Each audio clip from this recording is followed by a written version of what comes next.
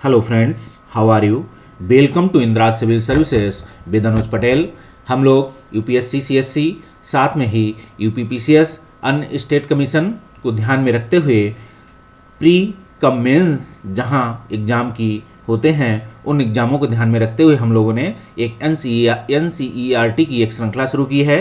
इस एनसीईआरटी की श्रृंखला के पहले पार्ट में जो एग्ज़ामों में जीएस के सेक्शन के अंतर्गत रखा जाता है उस सेक्शन में हम लोगों ने पॉलिटी के सेक्शन को रखा है। आप देख सकते हैं इसे पॉलिटी के सेक्शन में रख सकते हैं और Indian government politics system IGP साथ में ही आप देखेंगे इसमें बहुत सारे आपको सोशल इशूज़ ई गवर्नेंस के पार्ट को भी क्लियरिटी आएगी। कुछ पार्ट आप देखेंगे जो इथिक्स के चौथे पेपर में भी आपको एप्लीकेशन मिलेगा।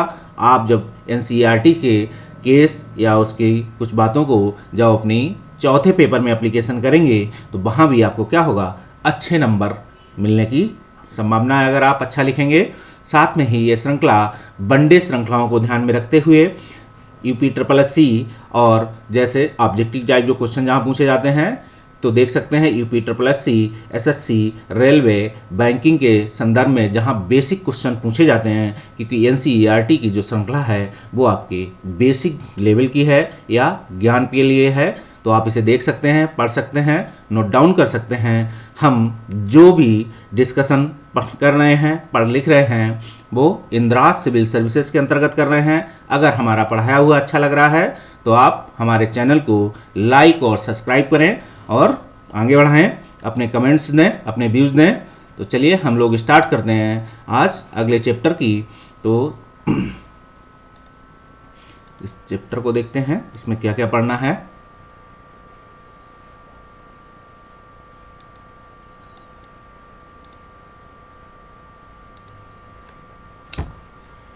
इसमें देख सकते हैं हम लोग ये जो भी पढ़ रहे हैं ये सोशल साइंस भी पार्ट ही जीएस के सेक्शन के अंतर्गत रखा है और साइंस की भी रखी गई है।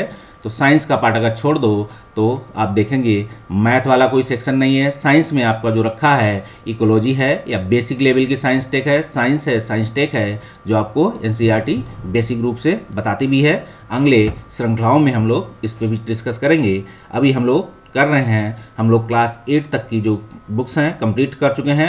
हम लोग क्लास 9 की पाठ्य पुस्तक है लोकतांत्रिक राजनीति भाग 1, ठीक, इस पे चर्चा करना है। इसके भी हम लोग 4 चैप्टर कंप्लीट कर चुके हैं। आज 5वें चैप्टर से शुरुआत करेंगे। तो इसके पहले पार्ट में हम लोग आज देखते हैं हम जो भी परिचर्चा या डिस्कशन कर रहे हैं इंदिरा सिविल सर्विसेज के अंतर्गत। आप देख सकते हैं इस चैनल को आप लाइक और सब्सक्राइब करें और आगे बढ़ाएं। तो इसके साथ ही हम बताते हैं कि ये है संस्थाओं का कामकाज। आपको पता है कि संस्थाएं जो भी क्योंकि ये कैसे काम करती हैं, खासकर जब संविधान बना था, संविधान के अंतर्गत आपको बहुत सारे राइट, अधिकार, ड्यूटीज़ दिए गए हैं और सरकार के लिए भी अधिकार और ड्यूटीज़ दी गई हैं। आप देखेंगे इसके साथ ही कुछ इंस्टीट्यूशंस के भी, ठीक है, जो है संवैधानिक इंस्टीट्यूशंस हैं। आप अगर यूपीएससी की तैयारी कर रहे हैं तो ये संवैधानिक है, और अगर आप यूपीपीसीएस अन्य स्टेट कमीशंस की जो पीसीएस लेवल का एग्ज़ाम है उस कमीशंस को भी है कॉन्स्टिट्यूशनल जो है इंस्टीट्यूट कहेंगे, जो आपके लिए रिक्रूटमेंट करता है। आप वहाँ फॉर्म अप्लीकेशन देते हैं और एग्ज़ाम देते हैं। साथ में ही आप देखेंगे कुछ अलग इंस्टीट्यूशन है जो सरकार के कामकाज में सहायता अन्य कार्यों में देते हैं। जैसे आप देखेंगे कौन सा, आप देख सकते हैं इस संदर्भ में सुप्रीम कोर्ट या चुनाव आयोग या सीबीसी अन्य जो भी दर्जे हैं आप देखेंगे संविधान के पार्ट के अंतर्गत दिए गए हैं या इसके इन्हें अधिनियम बनाकर इन कानूनों के तहत आर्टिकल के तहत बहुत सारे इंस्टीट्यूशंस डेवलप किए गए हैं। तो इंस्टीट्यूशंस कामकाज कैसे करते हैं, क्योंकि इंस्टीट्यूशंस काम करने के लिए जो इंस्टीट्यूशंस काम करते हैं इन्हीं इंस्टीट्यूशंस की आप तैयारी कर रहे हैं। आप यहाँ जाके एग्ज़ाम दे के इन्हीं को क्वालिफाई करते हैं। इसके बाद आपको इन्हीं इंस्टीट्यूशंस के पदों पर बैठकर इन्हीं इंस्टीट्यूशंस के लिए काम करना होता है। और इन्हीं इंस्टीट्यूशंस के माध्यम से सरकार क्या करती है, सरकार काम करती है या सहयोग लेती है ड्राफ्टिंग, क्योंकि जो भी काम होता है वो इंस्टीट्यूशंस के माध्यम से होते हैं। आप देख सकते हैं।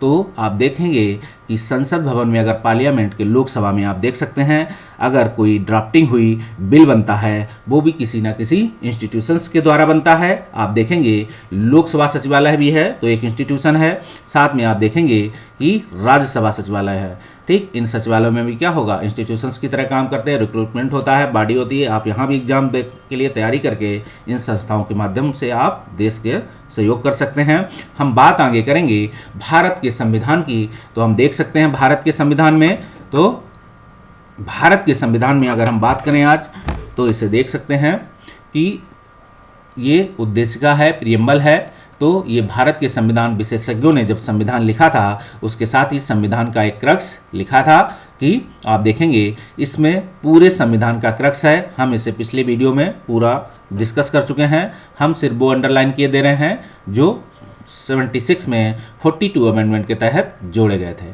आप देख सकते हैं इन वर्ड को, ठीक है, ये वर्ड हैं प्रभु संपूर्ण, समाजवादी, पंथनिरपेक्ष और अखंडता। इन वर्ड को आप ध्यान रखें क्योंकि ये एग्जाम में कई बार पूछे चुके हैं।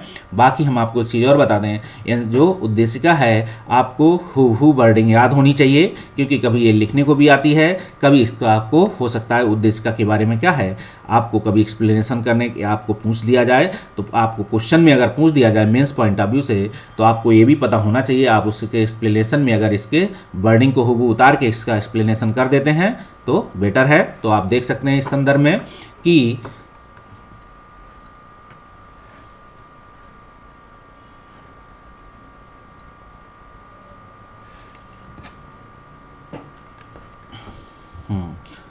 हम बात करेंगे जो ये है सामाजिक, आर्थिक और राजनीतिक न्याय की बात होती। ये देखिए स्वतंत्रताएं हैं, विचार, अभिव्यक्ति, विश्वास, धर्म और उपासना की स्वतंत्रता की बात हो गई। ये प्रतिष्ठा और अवसर की समता। तो आप देखेंगे 3 तरीके के न्याय हैं, 5 तरीके की स्वतंत्रता है, 3 तरीके की आपको समानताएं हैं, 2 तरीके की सॉरी आप देख सकते हैं इस संदर्भ में। तो इन सभी को पता होना चाहिए। इसके साथ ही कब भारत का संविधान अंगीकृत किया गया था, तो ये डेट आपको पता होना चाहिए। इस दिन संविधान पूर्ण रूप से लागू नहीं हुआ था लेकिन संविधान का कुछ पार्ट लागू हो चुका था, ठीक, इसीलिए ये डेट लिखी हुई है। आगे हम देख सकते हैं जो भी ये पार्ट हुए थे, तो ये देख सकते हैं 76 अमेंडमेंट है और 42 वो 76 में हुआ था और 42 में इसे 42 अमेंडमेंट है।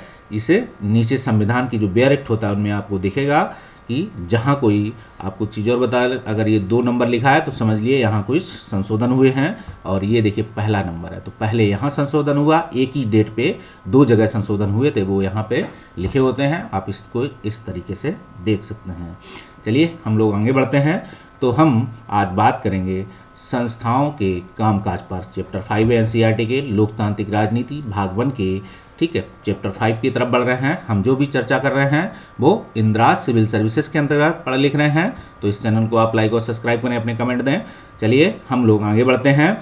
संस्थाओं के संदर्भ में कह सकते हैं कि जब संविधान का निर्माण हुआ था, संविधान के निर्माण के साथ हमने आपको बताया कि सरकार को सहयोग देने के लिए या कार्यपालिका के सहयोग देने के लिए क्या है, बहुत सारे इंस्टीट्यूशंस डेवलप किए गए, ठीक है। आपको खासकर जनता के सहयोग के लिए, अगर लोकतंत्र में बात करेंगे, लोकतांत्रिक संस्थाओं में जब जनता क्या करती है, जब जनता के सहयोग के लिए, क्योंकि जनता के लिए ही कार्य कर रही है सरकार और जनता ने अपनी इच्छाएं सामान्य इच्छा के तहत अपनी संप्रभुता संविधान को सौंप दी। तो संविधान के सौंपने का मतलब है जब लोकतांत्रिक प्रक्रिया के तहत, क्योंकि लोकतांत्रिक प्रक्रिया जब अपने प्रतिनिधि चुन के जनता भेजती है संविधान लोकसभा और विधानसभाओं में, तो उनकी इच्छाओं के अनुरूप उन्हें काम करना होता है। इन्हीं संस्थाओं के माध्यम से वो आप तक अपने कामकाज या अपना सहयोग देती है। कौन? आपके प्रतिनिधि। तो आप देख सकते हैं, क्योंकि आप इसे देख सकते हैं इस संदर्भ में। तो हम इसके परिचय की बात करें तो इस परिचय में आप देख सकते हैं कि इस परिचय में हमें क्या क्या जानना है संस्थाओं का कामकाज, जो चैप्टर है। तो इसमें देख सकते हैं, इसमें पढ़ने के लिए लोकतंत्र का थोड़ी सी जानकारी दे लें कि लोकतंत्र का मतलब लोगों द्वारा अपने शासकों का चुनाव करना भर नहीं है। हमने आपको बताया था कि लोकतंत्र में अगर जनता सिर्फ अपने शासकों का चुनाव करके भूल जाएगी तो जनता शासक तो वैसे भी आपको भूलने के लिए भी बैठे हैं। तो देख सकते हैं लोकतंत्र का मतलब लोगों द्वारा अपने शासकों को चुनाव करना भर नहीं है। लोकतांत्रिक व्यवस्था में शासकों को कुछ कायदे कानून को मानना पड़ता है। ठीक, आप देखेंगे जो आपके शासक हैं उन्हें क्या है, इंस्टीट्यूशंस की कुछ पावर मिली हुई हैं। तो इस संदर्भ में देख सकते हैं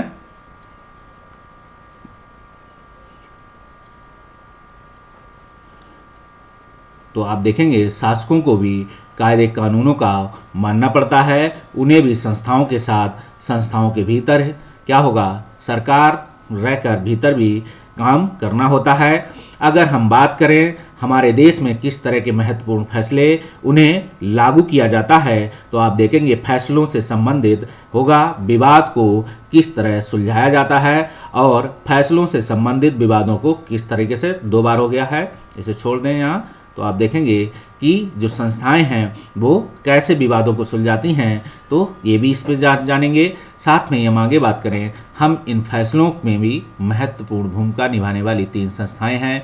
ठीक, विधायिका आप देख सकते हैं। तो आप देखेंगे कि विधायिका है, कार्यपालिका है और न्यायपालिका है। देखिए विधायक कार्यपालिका कोई काम जो है बनाएगी, ये क्या करेगी, ये विधेयक पर काम करेगी, विधेयक बनाती है। जब विधेयक बन जाता है अधिनियम तो इस पर कार्यपालिका काम करेगी और न्यायपालिका इस पर अपना डिसीजन देगी कैसे कार्य हो रहा है। तो अलग अलग कार्यों को भारतीय संविधान के आप कहेंगे क्या,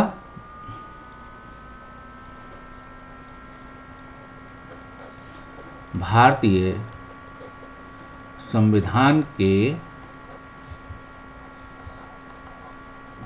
आर्टिकल 50 में देखेंगे शक्ति पृथक्करण का एक आर्टिकल आपको दिया गया है। इसी सेपरेशन ऑफ पावर के तहत कार्यपालिका, विधायिका, न्यायपालिका सभी अपने अपने क्षेत्र पे रहकर काम करेंगी और अपने देखेंगे इसे बोलते हैं क्या, अकाउंटेबिलिटी के संदर्भ में।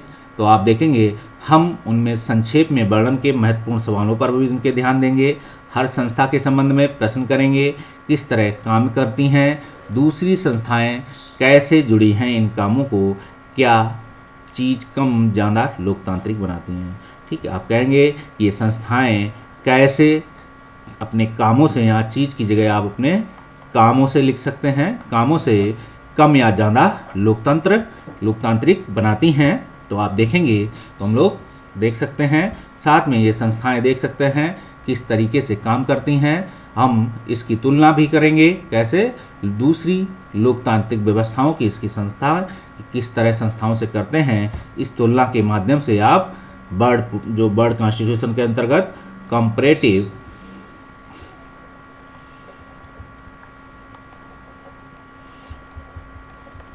पॉलिटिक्स का जो हिस्सा है आपके जीएस पेपर में, तो आप देखेंगे उसे भी कंप्लीट करेंगे। क्योंकि जब आप संस्थाओं को जान लेंगे कि भारत की संस्था किस संस्थाओं की तरह काम है तो आपको वहाँ के विश्व के अन्य संविधानों की धीरे धीरे जानकारी बढ़ जाएगी और वो आपको समझ में आ जाएगा कि भारत का संविधान कैसे किन देशों से समतुल्यता रखता है या कैसे काम करती है। हम राष्ट्रीय स्तर की सरकारों के कामकाज के उदाहरण देंगे। राष्ट्रीय स्तर पर भारत की सरकार को केंद्र या संघ की सरकार भी कहा जाता है। हम देखेंगे ठीक, भारत की सरकार को केंद्र या संघ, आप देखेंगे भारतीय गवर्नमेंट को या भारतीय सरकार को क्या कहा जाता है, फेडरल गवर्नमेंट। लेकिन आप देखेंगे अर्धसंघात्मक अलग अलग न्यायों ने इसे अलग अलग नाम दिया है। तो केसी हियर का नाम आएगा और जेनिंग्स का नाम आएगा, को इसे फेडरल कहते हैं या केसी हियर कहेंगे क्या, अर्धसंघात्मक है। तो इस तरीके से आप इन्हें देख सकते हैं इंस्टीट्यूशन को।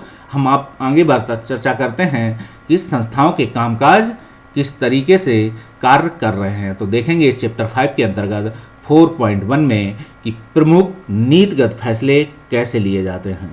हम बात करेंगे संस्थाएं कामकाज कैसे करती हैं, चैप्टर का नाम ये है।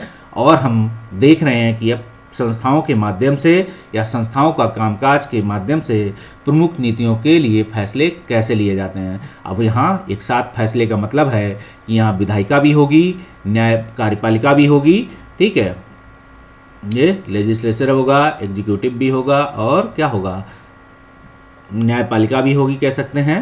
ठीक है, आप इसे देख सकते हैं। तो एक आदेश के द्वारा इसे समझते हैं। इसी आदेश के तहत एनसीईआरटी ने आपको समझाने का प्रयास किया है।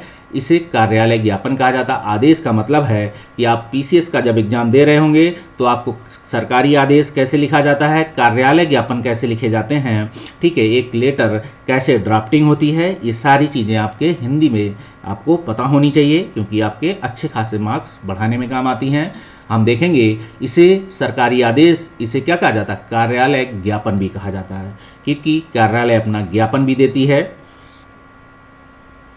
सभी सरकारी संस्थाओं की तरह इस ज्ञापन पर भी क्या होगा, एक संख्या थी, ठीक है। आप देखेंगे जो भी सरकारी आदेश निकलता है उस पर देखा होगा कि बहुत सारे कोडिंग वर्ड होते हैं। सरकारी आदेश के साथ लिखा होगा कार्यालय सूचना 2468, इस तरीके से आपको अभी आगे दिखाएंगे। आदेशों की तरह हम इस ज्ञापन पर भी एक क्या करेंगे, एक संख्या दी, यह आदेश उसी संख्या से जाना जाता है, ठीक। हम इसको देख सकते हैं। हम इसको ये देखिए एक सरकारी आदेश है जिस पे लिखा हुआ है GI department of personal and training, वो ठीक है, आप देख सकते हैं ये ड्राफ्टिंग नंबर है, इसे नंबर न है, और ये STC डेट है, तो इसे इस तरीके से ड्राफ्टिंग किया जाता है।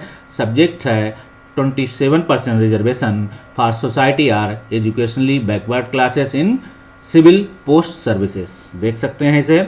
इस रिजर्वेशन पर कैसे कैसे काम हुआ, कौन कौन सरकारों ने इस पर क्या काम किया, क्यों लाई, क्या ज़रूरत थी इस बिल को, कि पहले से ही रिजर्वेशन था ही, अगर उन्हें रिजर्वेशन की जगह उन्हें इंस्टीट्यूशनली या उनकी जड़ों को मजबूत करते तो कैसे मजबूत करते, तो उस पर अलग चर्चा है।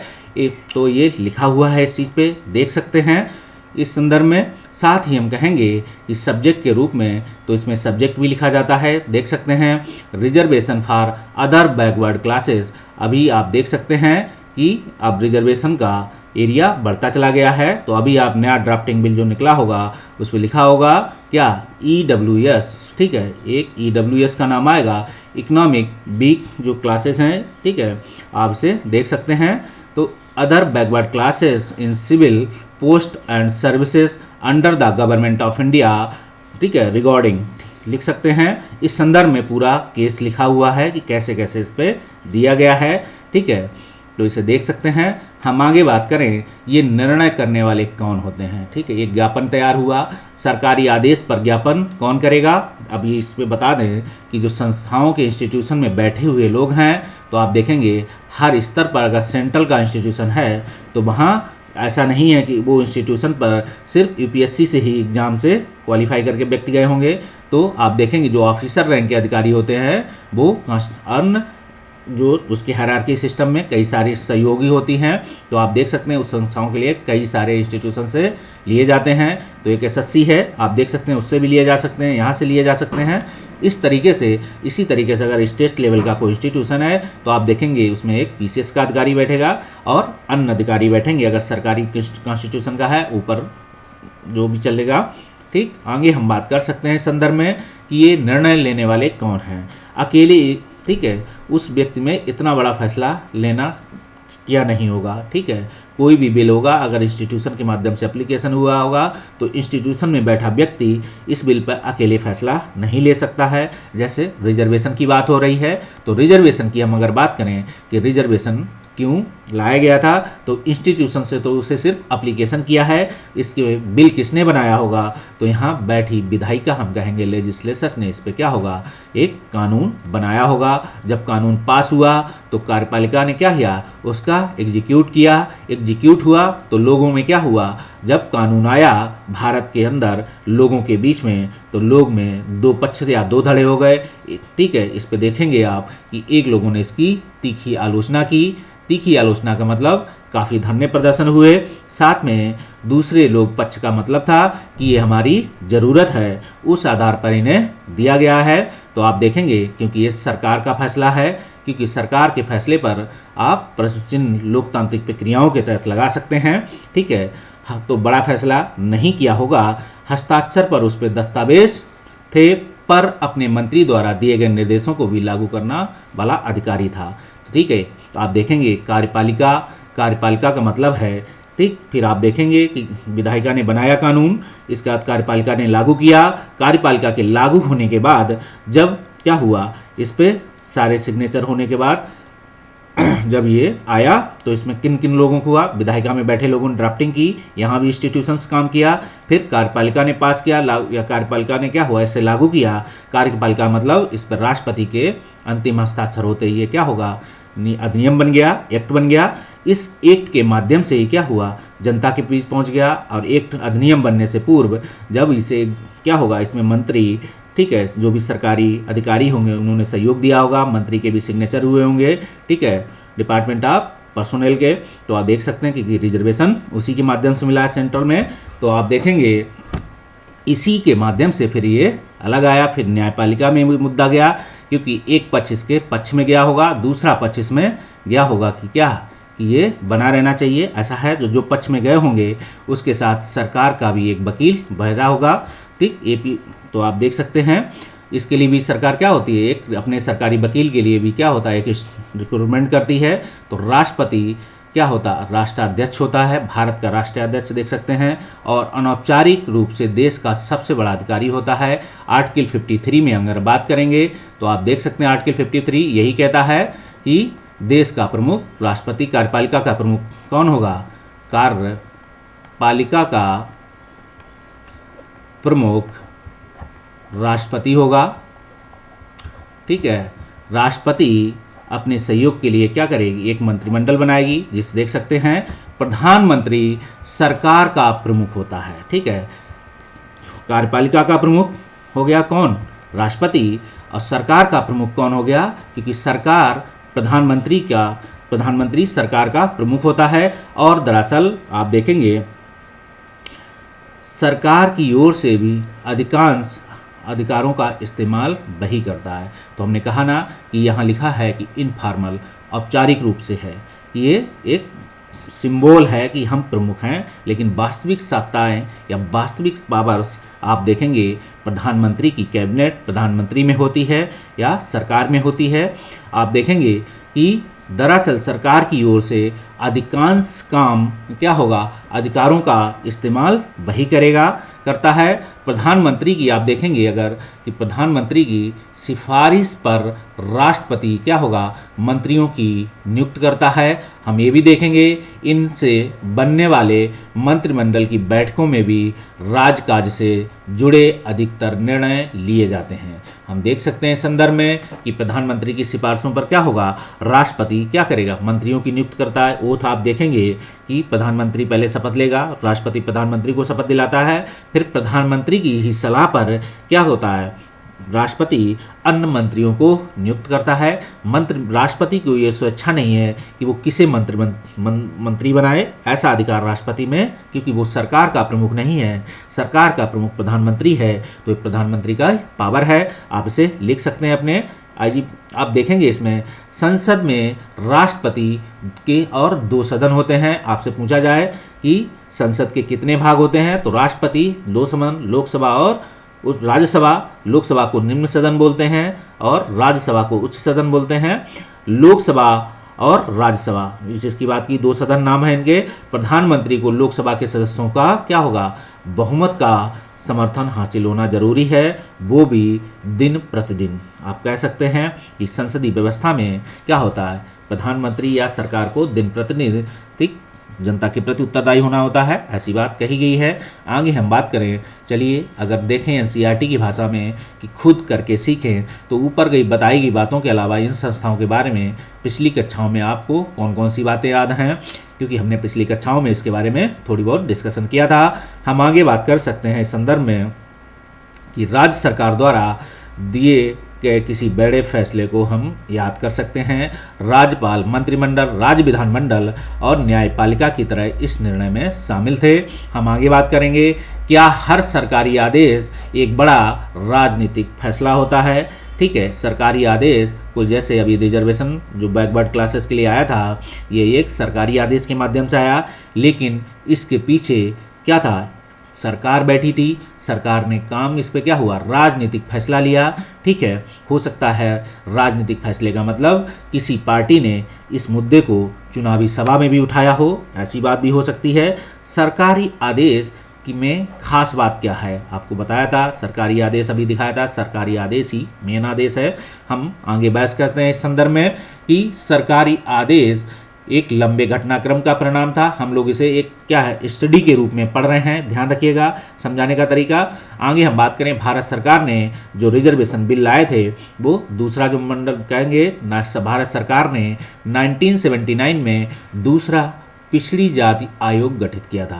तो याद रखिएगा पीटी पॉइंट ऑफ व्यू से कि कब गठित किया गया था पिछड़ी जाति आयोग, या तो 1979 में किया गया था। इसकी अध्यक्षता किए थे बीपी मंडल ने। आप देखेंगे जब भी बीपी मंडल का नाम आता है तो कुछ लोग इस पर खुश होते हैं और कुछ लोगों को नाराज़गी होती है।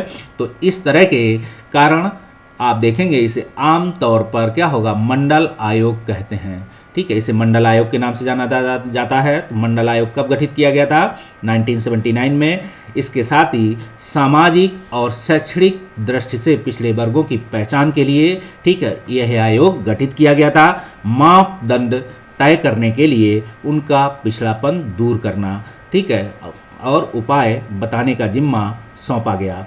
तो आयोग ने इस पे अपना काम किया। और देखेंगे इस आयोग ने, अब आयोग ने क्या, बीपी मंडल साहब ने आयोग गठित किया गया, तो क्या बीपी मंडल साहब अकेले घर घर पूछने गए होंगे कि आप पिछड़े हैं? नहीं, यही इंस्टीट्यूशन के माध्यम से किया होगा उन्होंने, कि इनको सहयोग करने वाले सरकारी जो इंस्टीट्यूशंस हैं, संस्थाएं हैं, इन्होंने इसमें इनका सहयोग लिया या उन्होंने इसको सहयोग दिया, क्योंकि सरकार का ये गठित बिल वो था, कमीशन था। आप देखेंगे इसके साथ ही उन्होंने हर आयोग से अपनी रिपोर्ट मांगी होगी, कि जैसे यूपीएससी से भी रिपोर्ट मांगी होगी कि हमें बताइए कि पिछड़ी जातियों से या अन्य लोगों से कौन कौन लोग आए हैं, कितने लोगों की भर्ती हो रही है। ऐसे ही अन्य अन्य पदों पर जहाँ जहाँ उन्हें लगेगा कि रिजर्वेशन की ज़रूरत है, उन आयोग का उन्होंने सहारा लिया होगा। और साथ में आपने ये भी देखा होगा कि जितने भी भारत के इंस्टीट्यूशंस हैं, स्टेट लेवल पे हों, सेंट्रल लेवल पे हों, उन्होंने सभी इंस्टीट्यूशंस की रिपोर्टें मांगी होगी। तो ये कामकाज एक दूसरे के साथ अकाउंटेबिलिटी है। हम ये भी देखेंगे कि 1980 में अपनी सिफारिशें इन्होंने दी, 80 में आई, 79 में गठित किया। आयोग द्वारा सुझाए गए उपायों में एक सिफारिश थी कि सरकारी नौकरियों में सामाजिक और शैक्षणिक दृष्टि से पिछड़े वर्गों के लिए 27% आरक्षण की बात की गई थी। तो आप देखेंगे सिर्फ रिजर्वेशन बिल के लिए सिर्फ मंडल आयोग गठित नहीं किया गया था, इस चीज़ को आप ध्यान रखें। उन्होंने समाज में जो पिछड़े हैं शैक्षणिक, उनके लिए खाप ये गठित किया गया था, लेकिन एक पॉइंट के रूप में अन्य कारणों को भी उन्होंने दिखाया था। अब रिपोर्ट और उसकी सामाजिक सिफारिशों पर संसद पर चर्चा हुई, क्योंकि प्रेजेंट सरकार हुई, वो लाई, संसद पर रखा। हम देखेंगे कई वर्षों तक क्या हुआ, पार्टियां और संसद इसे लागू करने के मांग करते रहे, क्योंकि 80 में बिल आ गया था, 80 में रिपोर्ट दे चुके थे, लेकिन 80 में ये बिल पास नहीं हुआ था। तो इस पर कई वर्षों तक क्या हुआ, संसद में इसे चर्चा का विषय बना रहा। लोगों ने इसे अपने राजनीतिक पार्टी का हिस्सा बना लिया और उन्होंने खुले मैदान पर क्या हुआ, फिर अपनी जो चुनाव में इस मुद्दे को अपने पार्टी संविधान का हिस्सा बनाया और इसे लोगों के बीच उतारा कि हम आपको सामाजिक आर्थिक न्याय देंगे इस माध्यम से। तो लोकसभा का चुनाव हुआ, आप देखेंगे कब, 1989 का। तो जनता दल ने अपनी चुनावी घोषणा पत्र में वायदा कर दिया। जैसा कि हमने बताया, जनता ने क्या हुआ कि सत्ता में आने पर वह मंडल आयोग की सिफारिशों को क्या करेगा, लागू कर देगा।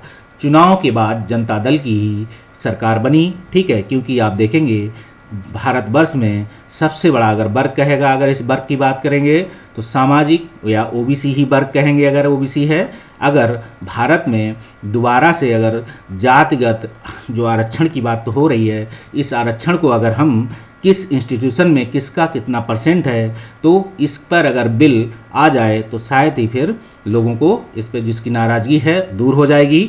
हम करेंगे बात, चुनाव के बाद जनता दल की सरकार बनी और इसके नेता थे बीपी मंडल या बीपी सिंह कह सकते हैं, बीपी सिंह नाम है। तो हम बात करेंगे कि हम सिर्फ ये बात कॉन्स्टिट्यूशन के दायरे में रहकर कह रहे हैं कि कैसे कैसे लोगों को लाया गया है। अंततः जिन लोगों की नाराजगी थी कि रिजर्वेशन बिल क्या होना चाहिए, खत्म होना चाहिए, आधार देखना चाहिए था, क्योंकि रिजर्वेशन बिल सुप्रीम कोर्ट ने अंततः कह दिया था कि कौन से, तो आप देखेंगे कि एक सीमा जिनकी आर्थिक स्थिति है, मतलब क्रीमी लेयर की सीमा के साथ उन्होंने कह दिया था ये बिल लागू होगा। तो आप देखेंगे इसे, तो जनता की सरकार बनी और इसके नेता थे बीपी सिंह, तो लागू करने वाले बीपी सिंह थे।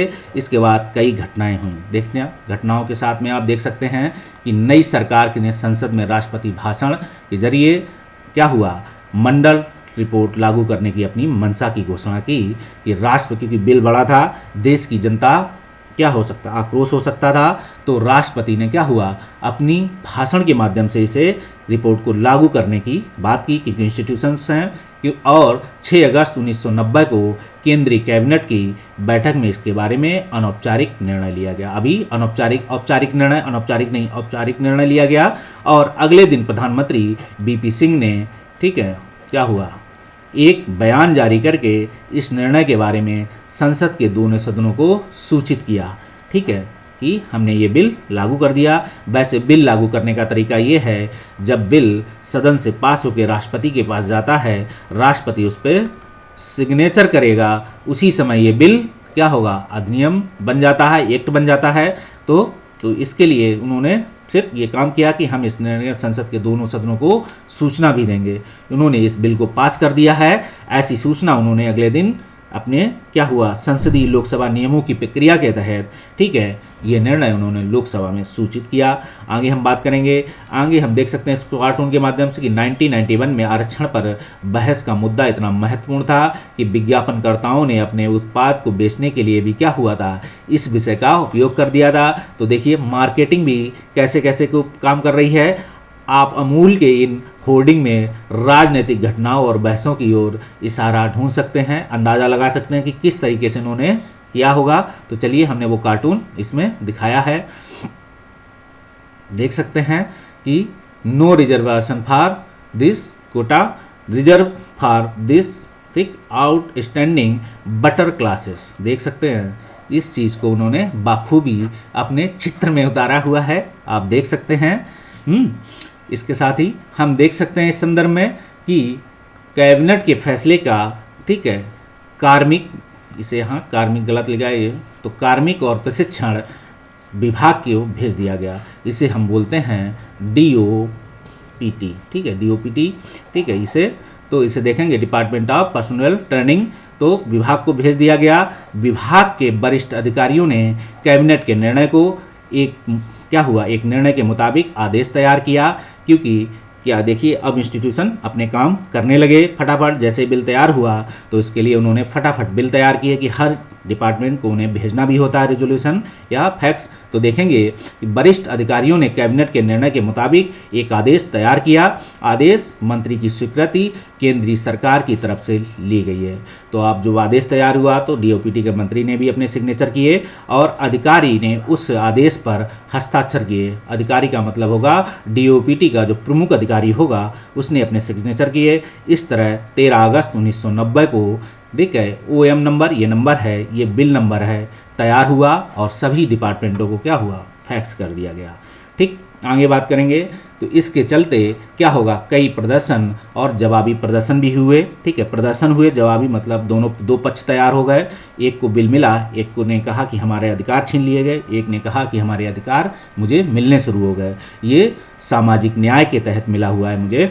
तो आप दोनों की बातें अपनी अपनी जगह सही हैं, क्योंकि आप आइए प्योर कंपटीशन के माध्यम से, तो उनकी भी बात हम गलत नहीं कहेंगे। तो प्रदर्शन और जवाबी प्रदर्शन हुए, इनमें से कुछ हिंसक भी थे, इसमें नौकरियों के हजारों अवसर प्रभावित हुए। लेकिन हम यहाँ एक बात और कहेंगे कि जिनको ये लगता है कि क्या इन अधिकारों के साथ आइए प्योर कंपटीशन, सरकार के साथ वो इस मांग करें कि इन्हें सामाजिक रूप से सामाजिक न्याय देने का सबसे अच्छा तरीका ये है कि इन्हें शैक्षणिक रूप से ही इतना मजबूत कर दिया जाए, एजुकेशन दी जाए।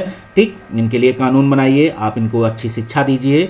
शिक्षा में सभी को समानता का अधिकार है, उनके साथ वही शिक्षा उन्हें भी प्राप्त करने का अधिकार है। तो आप देखेंगे इस शिक्षा के माध्यम से सभी को इतना नॉलेज दे दिया जाए कि वो वहाँ तक पहुँच सकें, क्योंकि शिक्षा क्लास में एडमिशन लेने के बाद किसी को कोई ये तो नहीं कहेगा कि हमारी बुद्धि इसलिए कम है कि हमारा जेनेटिक रूप से विकास नहीं हो पाया है, हमने काम नहीं किया है, लेकिन एक पक्ष इस पे बोलेगा कि हमारा जेनेटिक रूप से विकास नहीं हो पाया है।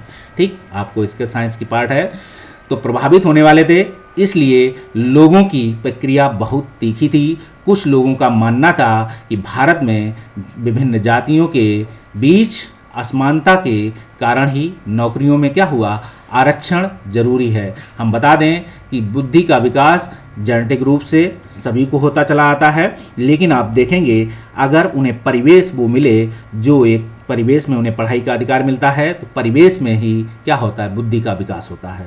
तो परिवेश के आधार पर हम बुद्धि के विकास करेंगे, ना कि सदियों से चली आ रही व्यवस्था के आधार पर किसी की बुद्धि का विकास रुक जाता है। हम बात करेंगे, उनका मानना था कि इससे उन लोगों की बराबरी पर आने का मौका मिलेगा जिनको सरकारी नौकरियों में क्या होगा, अपनी अभी तक की उचित प्रतिनिधित्व नहीं मिला है। ये ड्राफ्टिंग बिल में मौजूद था। ये इंस्टीट्यूशन ने इस तरीके से अपने रेजोल्यूशन तैयार किया होगा कि जिन लोगों को सामाजिक आर्थिक रूप से पिछड़े हुए हैं, ये इसके आधार हैं, इस आधार पर इन्हें आप जो है तैयार करेंगे। यही इन्होंने सेंट्रल ने स्टेट को भेजे होंगे, और स्टेट में आप देखेंगे कि अलग से भी कुछ लोगों को रिजर्वेशन मिलने के आधार पर ऐसा उनको दिया गया, क्षेत्रीयता के आधार पर, कि किस आपके क्षेत्र में अगर किसी जाति या किसी वर्ग के लोगों का खास प्रतिनिधित्व तो नहीं है तो उन्हें आप अलग से दे सकते हैं। सेंट्रल में वैसा नहीं है। देखेंगे कई लोगों को क्या है, सेंट्रल में मिला हुआ है तो स्टेट में तो मिलना ही है, लेकिन जिन्हें स्टेट में मिला हुआ है लेकिन सेंट्रल लेवल पे नहीं मिला हुआ है, तो आप देख सकते हैं इन नियमों को। तो प्रतिनिधित्व तो नहीं मिला। दूसरे पक्ष के साथ में हम बात करेंगे, दूसरा पक्ष आया कि लोगों का मानना था कि जो निर्णय से पिछड़े वर्ग के नहीं हैं उनके अवसर छिनेंगे। ठीक है, जब बिल आया, इसमें आया कि इस निर्णय से पिछड़े वर्ग के जो लोग नहीं हैं उनके अवसर, क्योंकि कंपटीशन स्वस्थ और समानता के आधार पर होता है, उनके हक कि हम इतने % तो इसमें लाएंगे ही लाएंगे। अलग अलग लेवल था, तो अधिक योग्यता होने पर भी उनको क्या होगा, नौकरियां नहीं मिलेगी। यहाँ योग्यता का मतलब ये है कि BA की डिग्री नहीं, डिग्री लेवल की योग्यता नहीं, योग्यता का मतलब है उनकी नॉलेज, उनका ज्ञान। ठीक है, अधिक योग्यता होने पर उनको नौकरियां नहीं मिलेंगी। कुछ लोगों का मानना था इससे जातिवाद बढ़ेगा। ठीक है, अगर देखा जाए वास्तविकता में इस बिल के आने के बाद बहुत सारी चीज़ें पक्ष और विपक्ष में जातिवाद के रूप सामने आए हैं। हम बात करेंगे, आप इसकी आलोचना जब इंडियन गवर्नमेंट पॉलिटिक्स सिस्टम में लिखेंगे तो इसे आलोचना में लिख सकते हैं, और प्रगति और एकता पर असर पड़ेगा, क्योंकि भारत के जो समावेशी विकास है उसमें होगा, लेकिन उसकी प्रगति और एकता पर भी एक हिस्से से असर पड़ेगा। अब देख सकते हैं, हम देख सकते हैं इस संदर्भ में विवादों का निपटारा। आप इस चीज़ को एक राजनीति, आरक्षण एक मूवी आई थी उसको देख सकते हैं, राजनीति एक मूवी आई थी उसको देख सकते हैं। ठीक है, अलग अलग लेवल पे, तो इन मूवियों में बाखूबी इन चीज़ों को दिखाया गया है। विवादों का निपटारा सर्वोच्च न्यायालय और उच्च न्यायालय करते हैं। इस आदेश के विरोधी कुछ लोगों और संस्थाओं ने अदालतों में कई मुकदमे दायर किए। देखिए, मुकदमा दायर करने वाला वो नहीं गया होगा जिसको रिजर्वेशन मिला है, जिसके हक योग्यता के आधार पर छीन लिए गए, उन्होंने क्या हुआ, सुप्रीम कोर्ट का दरवाज़ा खटखटाया। सुप्रीम कोर्ट के दरवाजे के तहत उनकी जो है उन्हें अपना न्याय मिलने का, उन्होंने कहा हमें न्याय चाहिए, तो सर्वोच्च न्यायालय ने भी इस मुकदमे को स्वीकार करते उस पर चर्चा शुरू की और मुकदमे के एक साथ जोड़ दिया। मुकदमे को कई सारे मुकदमे पहुँचे, जब देखते हैं कि सभी मुकदमे क्या होता है, न्यायिक प्रक्रिया के तहत एक ही बिल पे हैं, तो सभी मुकदमों को क्या होगा, एक साथ जोड़ दिया जाता है। आप देखेंगे न्यायालय ने इन सभी मुकदमों को एक साथ जोड़ दिया और मुकदमे को इंदिरा साहनी एवं अन्य बनाम भारत सरकार मामला कहा। ठीक है, अब सरकार ने, सुप्रीम कोर्ट क्या कर रही है कि हम इंदिरा साहनी एवं अन्य बनाम मतलब इंदिरा साहनी का एक केस, एक नेम जोड़ दिया गया, बाकी जो इनके साथ और सभी पक्ष जोड़ दिए गए जो उनके साथ मुकदमा दायर किए हैं अलग अलग लेवल पर, तो सबको एक साथ जोड़कर इन्होंने भारत बनाम भारत सरकार के विरुद्ध भारत सरकार। अब यहाँ देखिए, इंदिरा गांधी का या इंदिरा गांधी अन्य बनाम, मतलब इनका मिला जुला एक वकील और एक भारत सरकार का वकील अब सुप्रीम कोर्ट में अपनी अपनी दलीलें देंगे। इन दलीलों के माध्यम से क्या होगा, न्याय आएगा। तो देख सकते हैं, कहा जाता है कि सुप्रीम कोर्ट में क्या हुआ, सर्वोच्च न्यायालय ने 11 सबसे बड़ी वरिष्ठ पीठों के क्या न्यायाधीशों ने दोनों पक्षों की दलीलें सुनी। तो आप देखेंगे कि ये कॉन्स्टिट्यूशनल बेंच बोली जाती है इसे, ठीक है, क्योंकि 5 लोगों से मिलकर बनी बेंच कॉन्स्टिट्यूशन होती है। क्योंकि अब इसका रिव्यू आप देखेंगे 4 लोग, 3 लोग, 2 लोग नहीं कर सकते हैं, 6, 7, 8 बड़ी, इससे बड़ी बेंच ही इसमें अपना रिव्यू दे सकती है। ये न्यायिक प्रक्रिया का हिस्सा है। तो आप देखेंगे कि सर्वोच्च न्यायालय ने 11 वरिष्ठ न्यायाधीशों ने 2 पक्षों की दलीलें सुनी। आगे देखेंगे, दोनों पक्षों की दलीलें सुनने के बाद 1992 में बहुमत से फैसला लिया गया।